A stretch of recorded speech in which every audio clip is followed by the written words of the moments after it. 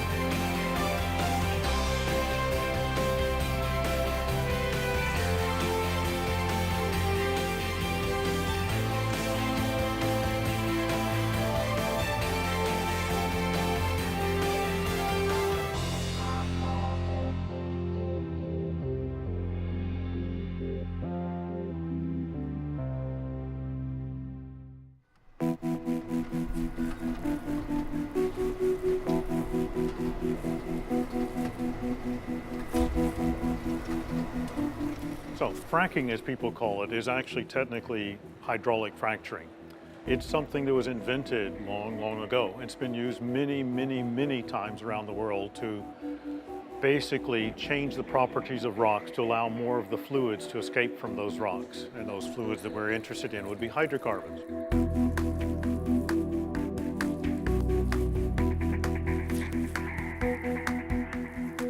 So a horizontal well plus hydraulic fracturing creates a real change in the way things are done.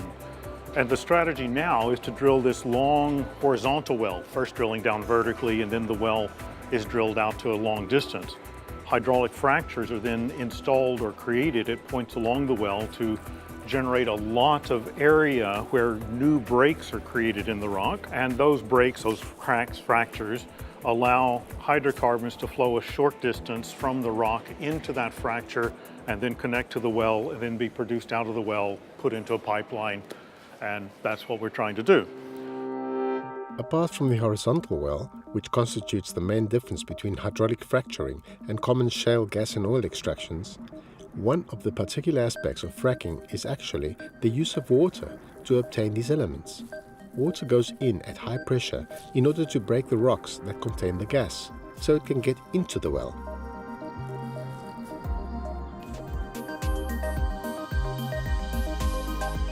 As it does that, we often find, most of the time in fact, that crack that we're creating takes advantage of pre-existing fractures and breaks in the rock and networks and becomes a little bit more diffuse, which is good from the standpoint of more flow potential. But that's not completely good. Due to the concern and the controversy the fracking technique has created among the general public, the European Union issued a call to look at reducing the environmental impact of fracking in Europe. The project is named FracRisk. The motivation of FracRisk is that fracking as a technique has been great in increasing the amount of hydrocarbon exploitation. Natural gas has become cheap in the US thanks to fracking, but in parallel to that, there has been some negative impacts, especially the flow of contaminants, of toxic contaminants into aquifers.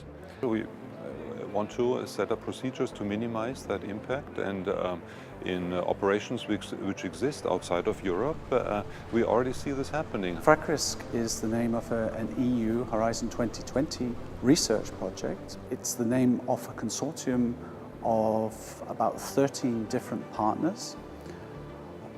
About 10 of them are university or academic institutions spread throughout Europe, and about 3 are industrial partners. We are scientists coming from a variety of disciplines, from geochemistry, geophysics, from hydrogeology, from engineering. So the guidelines are simply for everybody to do the best science he or she can, to connect actually these different communities.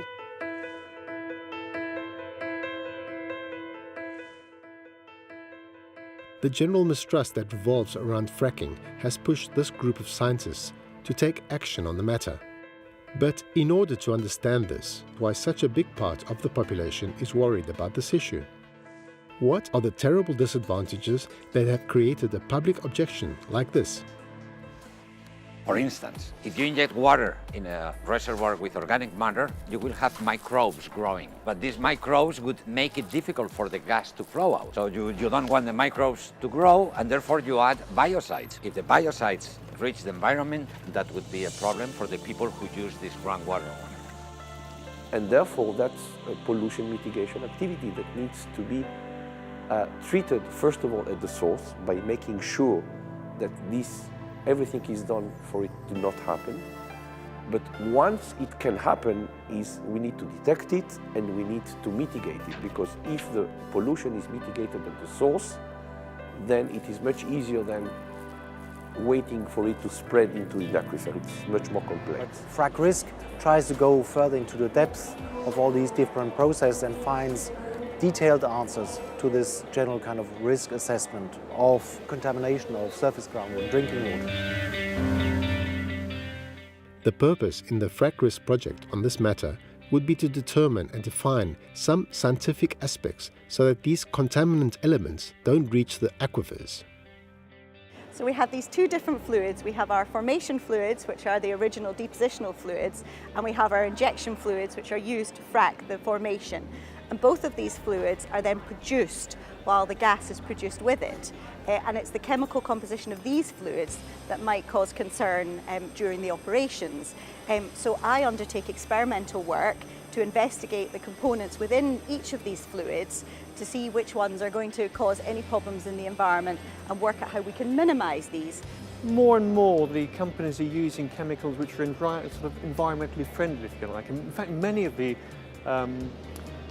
chemicals that they use are used in food production, so they're not necessarily very polluting. Some of the chemicals they use are used in households for cleaning, so they're not chemicals which people aren't already sort of being exposed to in some way. But nonetheless, if you're using them in large volumes and you're putting them into the environment in some way, we need to make sure that's done in a responsible way so that it can't escape into the environment in an uncontrolled manner. And again, it's about providing reassurance to the public that we are managing these processes properly.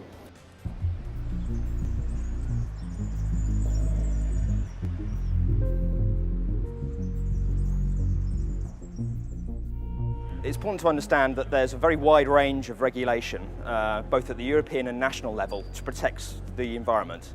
And this means protecting human health and the environment, which includes groundwater, and that's a very important part of that.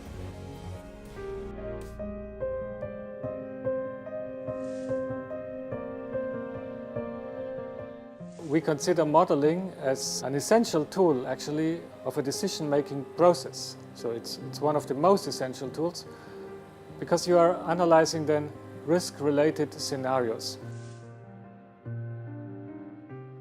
And this includes looking at the source, that is the shale. We look at the pathway that connects the source to a target at the end. Our role in this project is to build hydromechanical models. How it's important to understand how the stress field changes and how the fracturing changes as a response to fluid injection.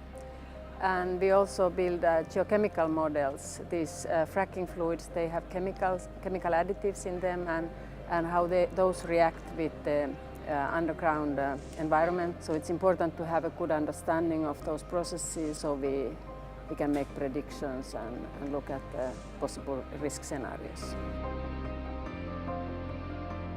In FracRisk, we have adopted a platform called REPCA, which is called an acronym for Risk-Based Corrective Action, which is extensively used in the environmental protection of soils and groundwater. Our feeling is that if we use an approach that is commonly accepted in other fields of activity, which are crucial to the economy of any country, then the public could better understand the risks that are involved in fracturing and also how we can manage them. The second potential type of environmental impact is the escape of natural gas into the air. Natural gas is basically methane, and methane contributes to climate change. Another risk is due to the very activity of the hydraulic fracturing, which is applying high pressure to a specific layer. The application of that high pressure could induce what is called small earthquakes at the vicinity of the application of the pressure. This is one risk. However, it can be extremely limited if we put very serious constraints of how much pressure can be applied to a specific layer. One of the ways to mitigate this risk is the adoption of traffic light protocol. It means if you have the green color, you keep on with your injection, then a certain magnitude happens, then it reaches the yellow color, and then when, according to the local jurisdiction that decided the value of stopping of the injection, you can reach also the red color. And this is also a good and best practice way to extract hydrocarbon in a safer way. At CSIC, the Higher Council for Scientific Research in Spain, we are developing codes, computer codes, to simulate how the rock breaks and what are the magnitude of the microseisms that would be induced by the actual fracking. So, as we can see, the debate inside the FracRisk project has a very important task. It has to provide the possible measures to establish a regulatory framework in order to diminish the potential risks of this activity.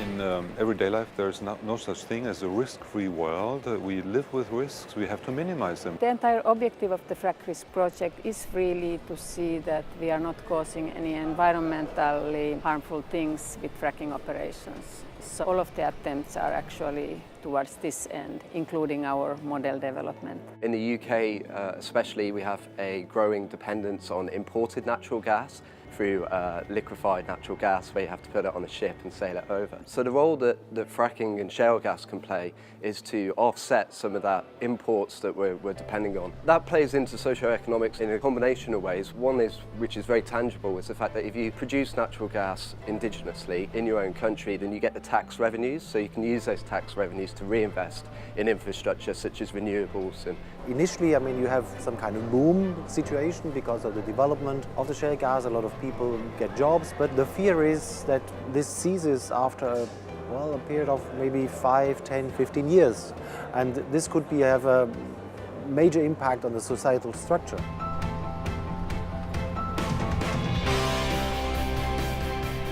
A negative potential, but also a positive potential, and that benefits through the extraction and the sale of the gas to subsidize, to provide a cheaper form of gas, the strategic independence that it brings, producing it within the EU, but also the job generation as well. But there has to be balanced against the potential negative side effects due to health and safety and environmental degradation.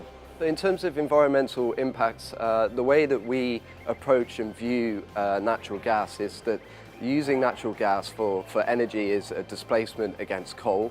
So it has a benefit in the way that it's about half as polluting as using coal would be.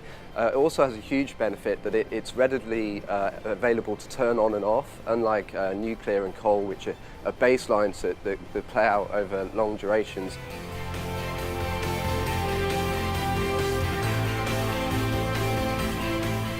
To a certain point, the research which takes place in FracRisk are not only focused on minimizing the negative environmental risks that this activity may cause, but also to help reduce pollution in other activities that might share a common ground with fracking.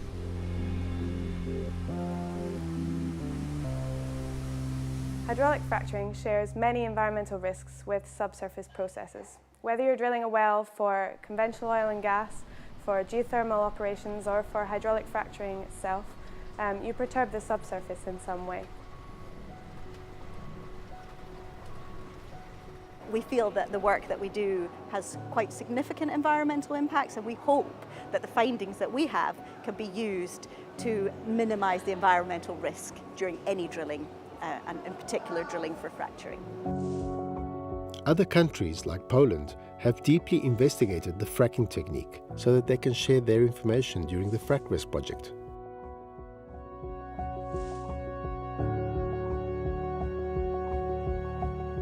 We produced 7 environmental reports based on existing wells, proving that actually the fracturing itself is safe, of course provided that you observe all existing regulations and rules. And the experience we gained during the whole operation could be useful for some environmentally friendly technologies like geothermal. But as they try to find the best possible way to develop fracking in Europe, in the United States it is already a reality. Hydraulic fracturing has shown to work very well in terms of economy in the US. In the east of North America, we find one of the best examples of this technique, the Marcellus Formation. So the Marcellus is a formation in the Appalachian Basin that consists of shale, and when it was originally deposited about 400 million years ago, the organic material was buried and converted into hydrocarbons. So when energy companies drill into the Marcellus now, they can produce very large volumes of natural gas, which in the United States is estimated to be one of the largest shale gas reservoirs in the world and is currently the most productive shale gas reservoir in the world. The United States seem to have taken the initiative on this issue, but if there's a chance to see this happening in Europe, we first need a suitable regulation, and that is what FracRisk is about. Initial project of what I was talking about just lasted for about a year, so it was some kind of initial impetus, but actually the detailed scientific work is being looked into by this group in FracRisk, and so I'm quite happy that it found some continuation. What we can provide and what we are actually providing are ways which are solid, scientifically based on characterizing the value of the information that we have and ways to collect potential new information and new hard data according to which we can reduce and manage the risk associated with such operations. Fracking is performed by oil companies, and of course they are interested in doing it as profitable as possible, and people do not trust them. I guess the people would like to have an independent opinion, and scientists are assumed to have an independent opinion. It's politicians or it's the public which you have to convince that the technology is doable or not. It can be expected that within the next 10 or 15 years, fracking will be part of a larger mix of energy technologies which are contributing to more significant energy resources at a European level. Wherever the future of fracking is going, FracRisk project has shown that with a new energy technology, an appropriate regulatory framework is needed in order to obtain and use this resource in the best possible way, minimizing the risks and the environmental impact. Even though there is still much work to do, the quest for knowledge is moving forward every day.